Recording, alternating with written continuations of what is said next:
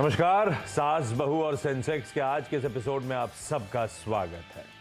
आज हम लोग की मदद करने के लिए अगले आधे घंटे जुड़ी हुई हैं हेम सिक्योरिटीज की आस्था जैन। आस्था, हाय, गुड आफ्टरनून। बस बातचीत की शुरुआत करेंगे। पहले स्क्रीन पे आ गया toll free number, WhatsApp number, Twitter IDs, please दिखाइए, रीच आउट करिए। हम कोशिश करेंगे इस प्लेटफॉर्म के थ्रू आपकी क्वेरीज हमेशा की तरह ऐसे ही रेज करते रहें, पर उसके लिए ज़रूरी है कि आप लोग रीच आउट करें। चलिए एक बार क्विकली मार्केट दिखा देता हूं।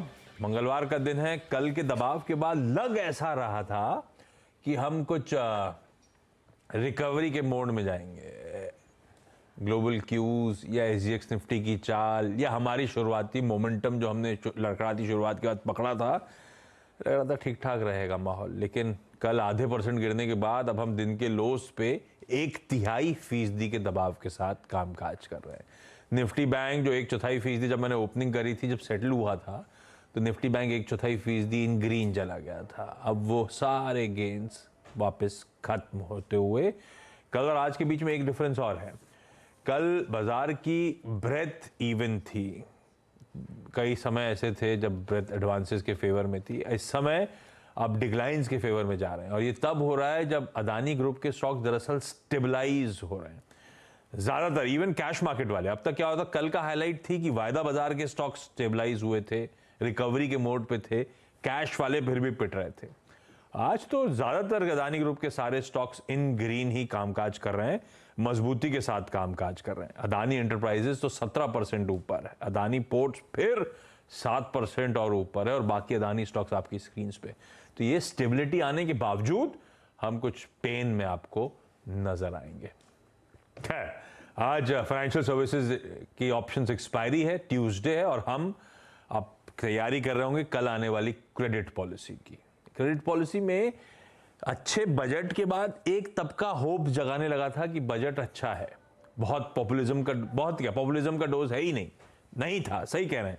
आखिरी फुल बजट था, और हम फिस्कल डेफिसिट 6.4 से रिड्यूस करके 5.9 पे लाएंगे। आगे का फिस्कल गाइड प्लान मेंशन था, तो ये आरबीआई को कंफर्ट देने वाली बातें थी। तो लार्जली सब मान रहे हैं कि 1/4% कल दरों में बढ़ोतरी, उसके बाद एक पॉज, शायद इस साइकिल का लास्ट हाइक कल आएगा, अगर आया तो। ये जॉब्स रिपोर्ट, यूएस की थोड़ी सी हॉकिशनेस जो अब बिल्ट इन हो रही है, पता नहीं क्या नर्वसनेस है कि हम 1/3% और हर टिक के साथ थोड़ा सा प्रेशर माउंट हो रहा है। 17,700 के आसपास इस समय निफ्टी कामकाज करता हुआ। खैर, ये बाजार का इस समय का सूरत हाल। लेकिन मैं सवाल जवाब की सिलसिले की शुरुआत कर रहा हूं, जो बेसिक आइडिया है शो का। आज हमें परभनी जाना है, आज हमें मुंबई जाना है, और साथ में मुंबई जाना क्या है, मुंबई में रहना है, और रतलाम मध्य प्रदेश जाना है। सब जो जुड़ चुके हैं आपको आपकी स्क्रीन पे नजर आएंगे। अच्छा, परभनी से अभी तक वो लिंक एस्टैब्लिश नहीं हो पा रहा है, एक बार हो जाए प्लीज दिखाइए डायरेक्टर साहब जैसी होंगे। तो पहले मुंबई आ रहा हूं, अरुणा पमेचा जी आपको आपकी स्क्रीन पे नजर आएंगी। अरुणा मैम, हाय, गुड आफ्टरनून। अरुणा मैम, कितना समय हो गया शेयर बाजार में, और कैसी रही आपकी जर्नी मैम? अभी 2 साल हुआ है, लास्ट 2 ईयर से ही कर रहे हैं। हाँ, और अभी कुछ में अच्छा प्रॉफिट है, कुछ में लॉस भी है, जैसे एलआईसी में अच्छा खासा लॉस है। तो अच्छा प्रॉफिट अच्छा लॉस ठीक है, ऐसे ही होता है, शेड्स दोनों होते हैं। लेकिन नेट नेट कमाई हो रही है नहीं हो रही 2 साल की? हो रही है, हो रही, तो बस, तो फिर तो बढ़िया है मैम। 2 साल पहले क्यों, ये क्या कोविड के लॉकडाउन में ही आपने भी शुरू करा, ऐसा हुआ था क्या? या सर। क्यों शुरू करा था? ऐसे ही बस, हस्बैंड भी करते हैं, फादर इन लॉ भी करते हैं, तो थोड़ा इंटरेस्ट आया तो करना शुरू कर दिया। अरे वाह, तो ठीक है। अरुणा मैम, पहली क्वेरी आस्था के लिए कौन सी, जो ज्यादा दिक्कत करी, उससे शुरू करते हैं। आईसीआईसी प्रेडेंशियल लाइफ है मेरे पास, 203 शेयर से 482 के हैं। तो अभी ये थोड़ा डाउन जा रहा है, लिया उसके बाद से। हालांकि 2 साल हो गए मुझे लिए हुए। और ये लिया लॉन्ग टर्म के लिए था अरुणा मैम? लॉन्ग टर्म के लिए लिया, या ये बजट के बाद से समीकरण ज्यादा बिगड़ गए। Yes sir. ठीक बात है। आज तक क्या करा जाए, बजट थोड़ा सा डिसअपॉइंटिंग, और मेरे ख्याल से स्ट्रीट लार्जली एक्सपेक्ट कर रही थी इंश्योरेंस कंपनीज के लिए कि अफोर्डेबिलिटी और रीच बढ़ाने पे फोकस होगा। ऐसा कुछ हुआ नहीं, और थोड़ा सा नॉन पार को लेकर इश्यूज सामने आ गए। दिक्कतें सामने आ गई। क्या करना है आईसीआईसीआई प्रू?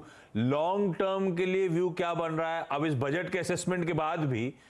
और आईसीआईसीआई प्रू जो मेरी बाइंग से 50-60 रुपए नीचे और 2 साल डाउन द लाइन 50-60 रुपए आज भी नीचे है, क्या करूं इस स्टॉक में? जी बिल्कुल। गुड आफ्टरनून आशीष। देखिए आईसीआईसीआई प्रू की अगर हम बात करें तो ये जो गिरावट आई है बेसिकली बजट के बाद से आई है, क्योंकि जो भी बजट में ट्वीक्स हुए हैं टैक्स एग्जाम्पशंस को लेके, उसकी वजह से लाइफ इंश्योरेंस पॉलिसीज वाले जो भी स्टॉक है उनमें हमने गिरावट देखी है। लेकिन अगर मैं सिर्फ आईसीआईसीआई प्रूडेंशियल के खुद के फंडामेंटल्स की बात करूं तो फंडामेंटल्स तो अभी भी अच्छे हैं। बीएनबी मार्जिन यहाँ पे इंप्रूव हुआ है, कंपनी का डिस्ट्रीब्यूशन काफी बड़ा है, और जो भी इन्होंने अभी यहाँ पे नतीजे पेश किए थे वो भी अच्छे थे। तो खुद के फंडामेंटल्स अच्छे हैं, लेकिन सेक्टोरल जो एक तरह से कह सकते हैं हेडविंड आई है बजट में, उसकी वजह से ये स्टॉक भी अभी थोड़ा सा पेन झेल रहा है। लेकिन अभी जो चार्ट्स में इसकी पोजीशन बन गई है वो ये बन गई है कि एक रेंज में वो अब अटक गया है। रेंज मोटा मोटी बन गई है 380 से लेके 460 के बीच में। तो इसी के बीच में ये हमें घूमता हुआ नजर आएगा आने वाले, हो सकता है 2 या 3 हफ्तों की अगर मैं बात करूं। लेकिन लॉन्ग टर्म मुझे अच्छा लगता है, इसलिए मैं अभी बने रहने की सलाह दूंगी। होल्ड करना है स्टॉप लॉस के साथ, जो कि तकरीबन रखेंगे 385 के लेवल पे। इसमें अगर 465 के ऊपर इसने चलना चालू किया तो फिर से तेजी लौट के आएगी काउंटर में, जो ड्राइव करेगी प्राइजेस को 500 से लेके 515 तक। तो मैम आपको बने रहना है, समय सीमा 2 से 3 महीने रखेंगे तो बेटर रहेगा। लेकिन स्टॉप लॉस जो मैंने दिया है तकरीबन 385 के आसपास, उसके साथ आप इस पोजिशन को होल्ड